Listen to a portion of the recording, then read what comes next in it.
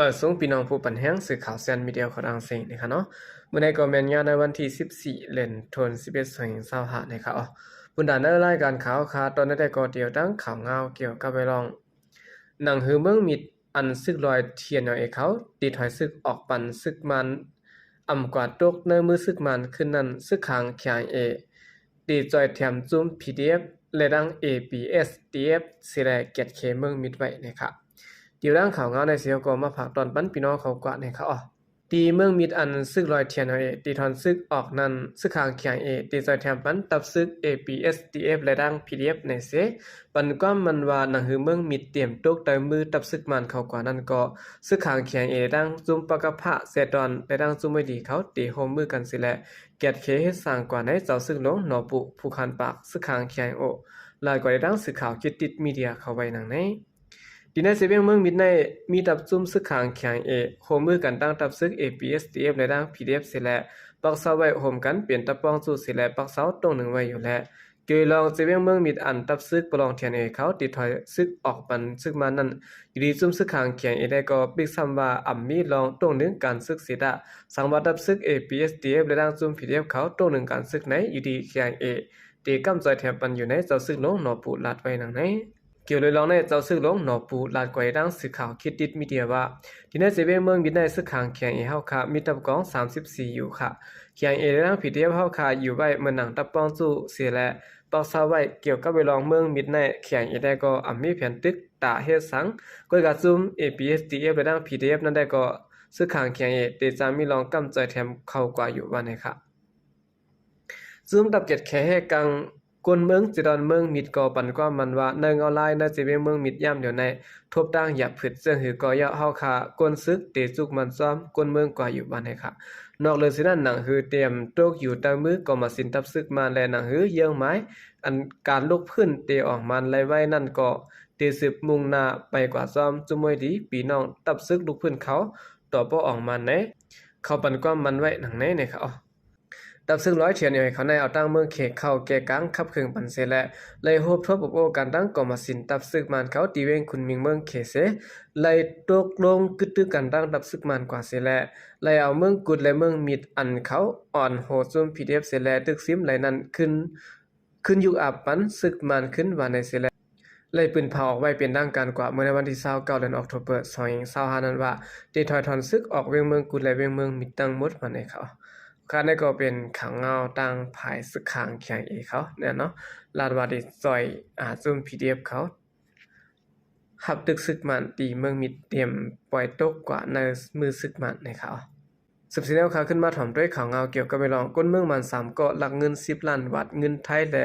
ญาติตำรวจไทยตียอบเนี่ยค่ะเมื่อในวันที่29ขยามกลางค่ำ 10:30 นตีพระขนงเมืองเกาะซึ่งไทยนั้นมีก้นเมืองมัน3เกาะเขาหลักเงินก้นเมืองมันหนังกันขึ้นตา10ล้านบาทเงินไทยเนี่ยค่ะนางยิงก่อนญาติหลักเงินนั้นกว่าถึงลาตีลุ่มตำรวจเมืองไทย MPP อันมีที่เมืองเกาะนั้นว่ามีคนหลักเงินกว่า10ล้านบาทเงินไทยนี่แหละภายตำรวจเขาสั่งได้จอบจามลำตัวเนี่ยเขาถึงมาในวันที่12เดือนธันวาคม2025นั้นยอบไหลขึ้นผู้หลัก3เกาะอันหลักเงินกว่าที่เพชรบุรีนั้นเยาะในไหลหันภายลุ่มตำรวจเมืองไทย MPP ปืนเผาไว้ดังนี้เมื่อพ้องตำรวจเขายอบไหลผู้หลัก3เกาะขึ้นนั้นยอบไหลป้าถงเงิน8,841,000 แห่งวัดนะครับแอบเงินสีขาว1ลูกและรถเครื่อง1ลำในเขาจำหนังเจ้าหน้าที่เขาไล่กดทัดเสียได้ฮู้ว่าผู้หลัก3เกาะในเป็นก้นไก่เขาออกเฮิรนเจ้าเฮิรนนั่นเสๆก็เปิ้นนั้นจังฮู้ว่าตัวเงินจะได้ซิมไว้ตีแล้วหลายๆและจังได้วางแผนโคมกันเสิและหลักตัวเงิน10ล้านบาทเงินไทยในเขาเกลองผู้หลัก3กองยับในเสละยามเดี๋ยวได้ก็ตำรวจไทย MPP เขาเลยยับขังตัวไว้เสและเตสิบ่ตั้งผิดกว่าหนังปักเบิงหมายมีไทยมีนั่นในเขาเอาค่ะนั่นก็เป็นข่าวเงาในค่ะเนาะต่างภายคนเมืองมันตา3เกาะเนี่ยลักเอาเงินเนี่ยเนาะคนฮู้จักเขานั้น10ล้านไปนะเนาะ10ล้านบาทนะเนาะรายวันนำติๆนะครับ14แล้วค่ะขึ้นมาถ่อมด้วยข่าวเงาเกี่ยวกับเลยลองหาเจ้าคือได้ในเมืองขังที่โฮมกันเฮ็ดปล่อยปีใหม่ใต้นะครับบางปล่อยปีใหม่ใต้ในสิเมืองขังอันไหลกึดยังมาหลายปีนั้นในปี2025ในได้ก็หาเจ้าคือได้ที่โฮมกันเฮ็ดสร้างกว่าขึ้นนะครับปีใหม่ใต้ในเมืองขังในที่เฮ็ดในพื้นที่เผามันสิแลปามก้าเจ้าคือได้มีแผนการเตรียมโฮมกันเฮ็ดนะครับ ภูมิปุ่นพรเนอซุ่มใต้ลัดกว่าด้านสื่อข่าวใต้แรงว่าเฮาขาเฮ็ดปางกุ้มปุ่นตาคือใต้หาเคอค่ะมาโฮมกันสิแลเฮ็ดปล่อยปีเมื่อใต้ค่ะโฮเปาก็ว่าเฮาเฮ็ดคึกต้นมาเนี่ยค่ะในวันที่12เดือนธันวาคม2025ในก็ไล่เฮ็ดปางกุ้มตาปองเปลี่ยนปางปล่อยปีเมื่อใต้ยาวเนี่ยค่ะดีเจเมืองขังนั้นในปี2015ต่อบ่ถึง2019เนี่ยเนาะไล่จัดเฮ็ดปล่อยปีเมื่อใต้อันหลายคือมาเข้าโฮมกันเฮ็ดจันเจเมืองกึนกะคือแคมเสตาไว้เสตาเป็นโยกะโควิด19แพร่ไว้เสตับซึกซิมอำนาจเมื่อปี2021นั้นยาวอำเปลี่ยนป้อยใหญ่ล่ำลงมา35ปีเสียแล้วปีนี้ได้ก็ตีจัดเฮ็ดกว่าขึ้นนะครับ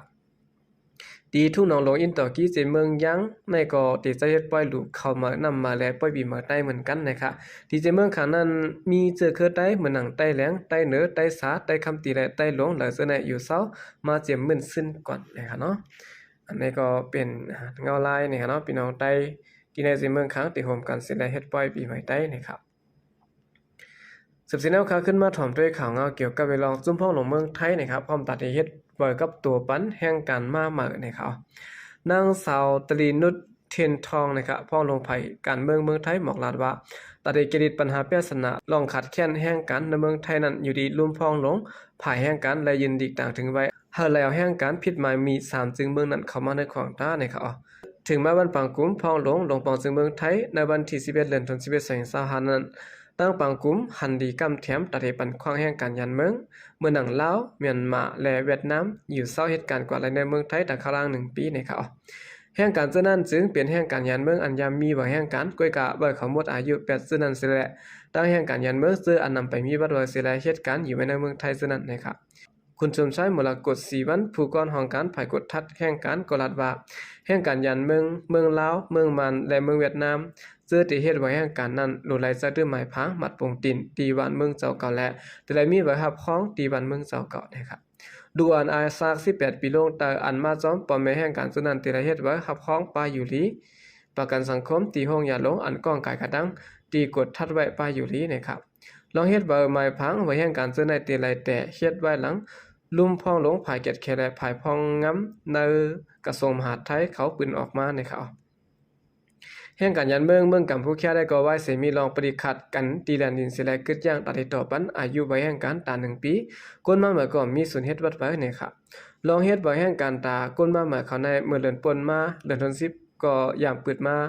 เฮาต่างซื้อไว้ในเว็บไซต์ภายแห่งการเสตะปักเปิงภายเฮ็ดสร้างไปเต็ดต่อและไล่กึดย่างไว้แท้งนะครับคันนี้ก็เป็นเงาลายลองแห่งการยันเมืองที่เมืองไทยนะครับเนาะลองวัดลองไว้ด้านข้างเนาะปืนเผาได้ปืนเผาออกมาหลายบ่หลายก้ามยอดนะครับก็กามไปหันเฮ็ดเตะๆนะครับเนาะ